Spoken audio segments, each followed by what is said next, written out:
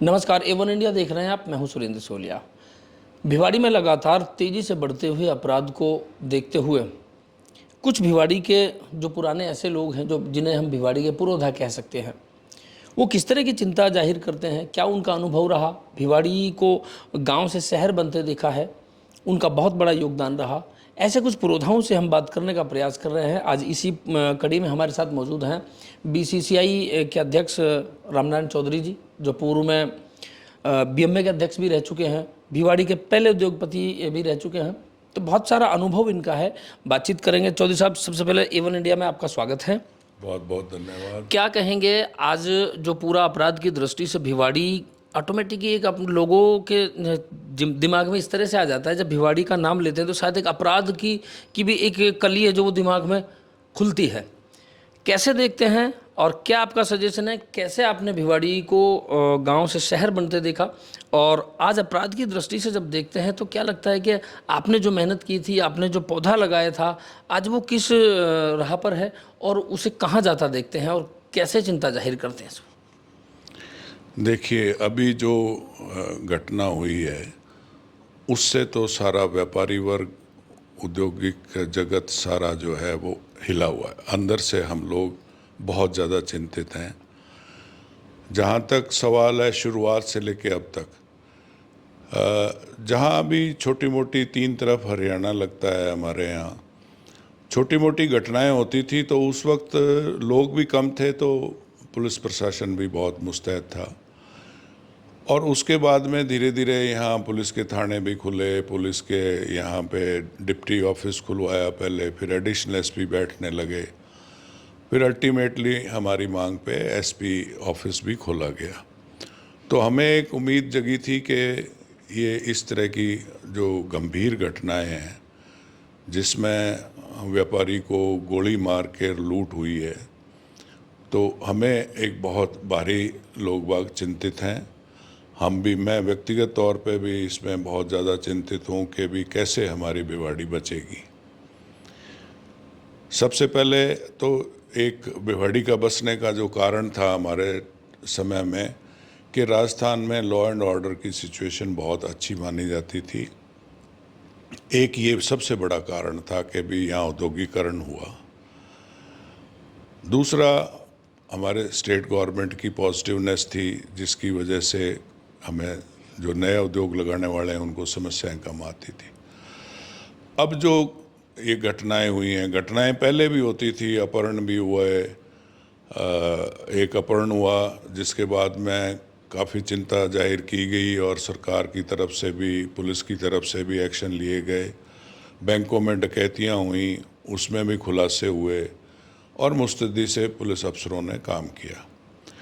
अब ज़रूरत इस बात की है कि भी राज्य सरकार जो है इसको बहुत ही गंभीरता से ले और जिस चीज़ की भी ज़रूरत है, जो नई टेक्नोलॉजी से आजकल जैसे कैमरे लगा के और इसकी विजिलेंस की जाए, अपना इंटेलिजेंस को बढ़ाया जाए, इंटेलिजेंस से ये पता रहे कि भी अब किस किस्म के अपराधी लोग हैं।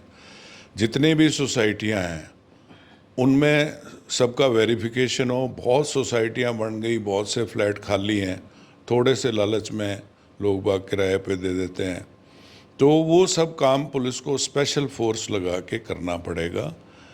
और जहाँ पुलिस की प्रेजेंस होती है वहाँ पे अपराधी डरता है, आने से डरता है। चौधरी साहब, अगर हम कुछ पिछले वक्त की हम बात करें, पिछले वक्त में जैसे आपने हवाला दिया कि अपहरण भी हुए, बैंकों में डकैतियाँ भी हुई, जैसे ही बड़े घटनाक्रम हुए तो भिवाड़ी पुलिस ने कुछ मचान हुए, कुछ विशेष गश्त हुई, बंकर हुए, इस तरह की कुछ तैयारियां की, इस तरह के कुछ जो सुविधाएं हैं वो तैयार की भिवाड़ी में। लेकिन क्या कारण रहे कि इस तरह की सुविधाएं देने के बावजूद भी हम भिवाड़ी में घटनाओं की पुनरावृत्ति को नहीं रोक पा रहे? इसका मुख्य कारण आप क्या मानते हैं? देखिए, ये तो जो कप्तान होता है, पुलिस के कप्तान होते हैं, जैसे जो कप्तान आए उन्होंने यहाँ पे गश्त भी बढ़ाई, यहाँ पे मचान पे भी पुलिस की प्रेजेंस रही, कैमरे भी लगाए गए। अब धीरे धीरे वो सुविधाएं दिखाई नहीं दे रही हैं, तो अब प्रशासन को सोचना चाहिए, पुलिस प्रशासन को, कि भी वो जो सुविधाएं बनाई गई थी बंकर बनाए गए थे, एक भय जो है अपराधियों में था, तो यहाँ अपराध रुके भी थे। अब वो उन सुविधाओं को एक पूरा रोड मैप बनाना पड़ेगा। अब मैं गंभीरता से कह सकता हूँ कि मेरे बहुत सारे लोगों से संपर्क होता है, उद्योगपतियों से। वो अब यहाँ से, एक तो ये गंदे पानी की वजह से, और दूसरा ये जो घटनाएं हो रही हैं, अपराध हो रहे हैं, लोग धीरे धीरे यहाँ से पलायन का मन बना रहे हैं। मैं गंभीरता से कह सकता हूँ कि भी ये कोई एक साधारण बात नहीं है। बहुत सारे लोगों से हमारा संपर्क रोज़ होता है और लोग यहाँ से पलायन का मन बना रहे हैं। ये एक भिवाड़ी के लिए बहुत ही दुखद, राजस्थान सरकार के लिए बहुत ही दुखद होगी। अभी जैसे इन्वेस्टमेंट मीट कर रहे हैं, तो इन्वेस्टमेंट मीट में जो भी लोग आएंगे, हमने कलेक्टर साहब की मीटिंग में भी कहा कि वो जब हमारे व्यापारियों से ज़रूर संपर्क करते हैं, किसी न किसी का कोई मिलने वाला होता है, वो व्यापारियों से संपर्क करते हैं, तो व्यापारी अपना दुख जाहिर करेंगे तो इन्वेस्टमेंट मीट पे, नई इन्वेस्टमेंट पे भी असर पड़ेगा। इससे हमें बचना चाहिए।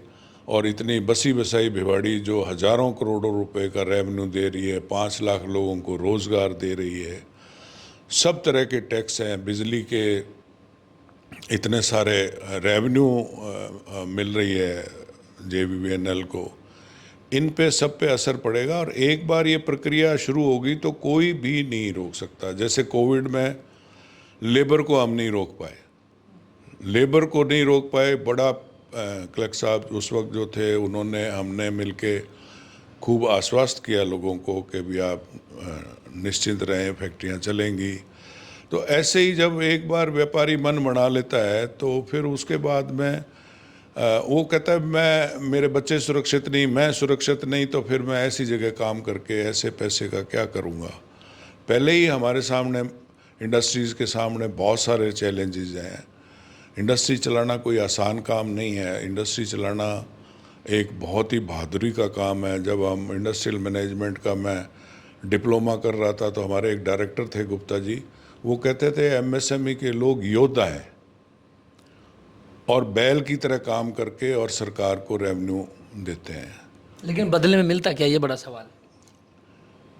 हाँ वही है भाई, हमें सरकार कोई सब्सिडी ना दे। हमें सरकार, अभी ग्रेप लागू हो जाएगा, उससे भी बहुत परेशान हैं लोग बाग कि भी जब ये IIT का एक सर्वे कराया गया तो उसमें ये था कि भिवाड़ी का पोल्यूशन तो कहीं दिल्ली तक पहुंचता ही नहीं है। उसके बावजूद भी अब हम लकीली, ये हमारे पर्यावरण मंत्री जी हैं जो भूपेंद्र यादव जी, इनसे हमें बहुत उम्मीद है। संजय शर्मा जी भी हमारे अलवर के हैं। तो ये सरकार से इस पोजीशन में है कि भी जो जो काम होने हैं इस पर्यावरण में, वो काम कराएं। जनरली हमारे लोग ये कहते हैं कि हमें शांति से काम करने दिया जाए, हमें और कुछ नहीं चाहिए। बाकी तो हमारा मेहनत है, कंपटीशन है, तो जो कंपटीशन में सरवाइव करता है वो इंडस्ट्री चलती है।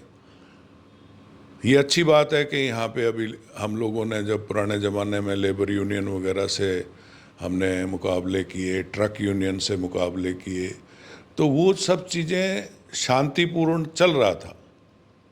लेकिन अब हमारे अंदर, हमारे साथियों के अंदर, मैं रोज़ लोगों से, मेरी 150 लोगों से बात होती है, अब वो जगह तलाश कर रहे हैं। चैलेंज हो गया। हाँ, अब वो जगह तलाश कर रहे हैं कि दारूहट्टा वाला रास्ता बंद है, पानी, बरसात आ जाती है तो सारे भिवाड़ी में ही पानी भर जाता है, प्लाटों से बाहर पानी नहीं निकलने दिया जाता है। तो ये सब चीज़ें जो है, इसका जितना प्रायोरिटी पे अगर हम करेंगे तो हम भिवाड़ी को बचा पाएंगे। नहीं तो मैं नहीं चाहता कि जिस आदमी ने 50 साल पहले भिवाड़ी शुरू की, उसने उठता हुआ देखा, हमने साथ दिया, वो हमारे रहते रहते उजड़ती नज़र आए। ये हमें इस बात का दुख लेके हम नहीं जाना चाहते हैं। तो ये थे चौधरी रामनारायण जी। बहुत चिंता का विषय है।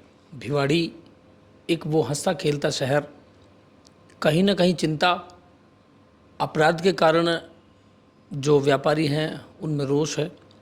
व्यवस्थाओं के अभाव में उद्योगपति अगर यहाँ से पलायन करते हैं तो बड़ा चिंता का विषय है।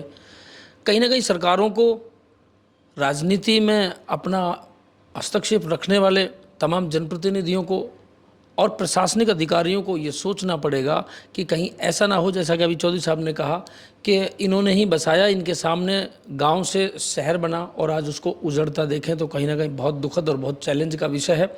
और ये सिर्फ कहने सुनने की बातें नहीं हैं, ये बहुत गंभीर विषय है, क्योंकि हमने बालोतरा देखा तो नहीं है, लेकिन बालोतरा का लोग उदाहरण देते हैं कि कहीं भिवाड़ी बालोतरा बनकर न रह जाएं। तो कहीं ना कहीं सभी को ये सोचने का विषय है और सभी को इसकी चिंता करनी चाहिए, जो भी जनप्रतिनिधि है। और जो इस समय जितना मजबूत नेतृत्व तिजारा विधानसभा का कहूँ या अलवर का कहूँ तो केंद्र सरकार में, और अगर मैं तिजारा का कहूँ तो राजस्थान सरकार में शायद ही कभी ऐसा हो। अगर आज भी कुछ भिवाड़ी को सोल्यूशन इन समस्याओं का नहीं मिला तो शायद फिर इससे आगे कोई उम्मीद नहीं की जा सकती, क्योंकि व्यापारी पलायन का मन बना रहे हैं। ये एक बहुत बड़ा चिंता का विषय है। देखना ये रहेगा कि आखिर क्या अब भी सरकार के नुमाइंदे और सरकारी जो अमला है उनको कोई इस चीज़ का कोई बदलाव करने का मन बनता है कि नहीं बनता, या यहाँ की समस्या का समाधान मिलता है कि नहीं मिलता। आप लगातार बने रहिए A1 इंडिया के साथ।